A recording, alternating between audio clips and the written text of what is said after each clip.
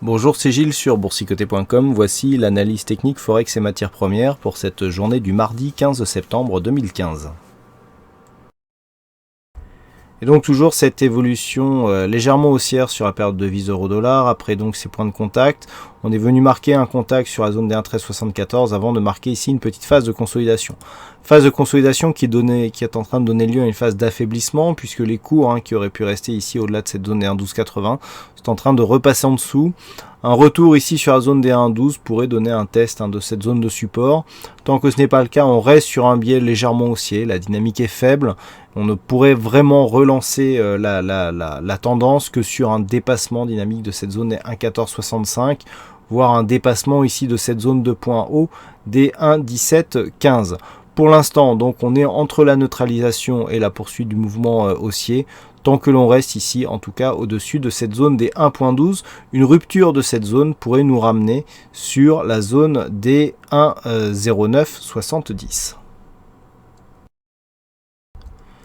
Pas grand chose à dire sur le dollar-yen, on est toujours ici dans une phase évolutive neutre avec donc ces deux zones de résistance 121,38 et la zone ici des 118,57 qui définissent ce range. Donc tant que l'on se situe dans cette zone et notamment avant donc la réunion de la Fed qui devra intervenir jeudi, eh bien il n'y a pas de gros mouvements à attendre. Alors on a une zone ici de support qui est une zone moyen terme.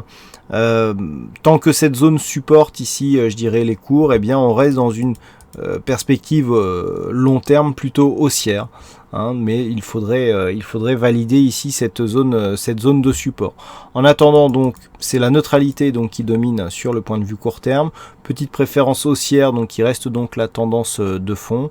En cas de rupture ici de cette zone des 119,70, l'objectif serait un retour sur cette zone de point bas à 116,22. Tant qu'on reste au-dessus, eh bien, sur une reprise dynamique qui serait validée par une cassure des 121,70, on pourrait rejoindre ici la zone des 125 yens pour $1. Et enfin pour l'or, on reste baissier puisque les cours continuent ici à évoluer sous la moyenne mobile 20 exponentielle. On continue à venir tester ici la zone de la bande de Bollinger inférieure. La zone des 1100 ici a été testée à la baisse sur une rupture de cette zone puisqu'on avait repositionné ici on avait repositionné ici la zone de support. Donc sur une rupture ici de cette zone, eh bien on pourrait valider une poursuite du mouvement baissier. On voit bien ici la dynamique telle qu'elle se présente en direction des 1080. Sur la zone des 1080, effectivement, les choses pourraient se gâter puisque on validerait une poursuite du mouvement baissier moyen terme, puisque nous sommes toujours dans un fond de tendance qui reste orienté à la baisse. Du point de vue de la configuration, on est relativement neutre. Petite préférence baissière ici sur le stochastique et sur le MACD. Il n'y a pas grand chose du point de vue de la dynamique. Par contre, une rupture ici des 1100 points, des 1100 $ l'once, pourrait provoquer une accélération puisqu'il s'agit d'un chiffre rond. Et lorsque les zones ici horizontales correspondent à des chiffres ronds, en général, on voit des accélérations lors de leur franchissement. Donc, pour une rupture ici des 1100 $ l'once, l'objectif serait à 1080 $ l'once.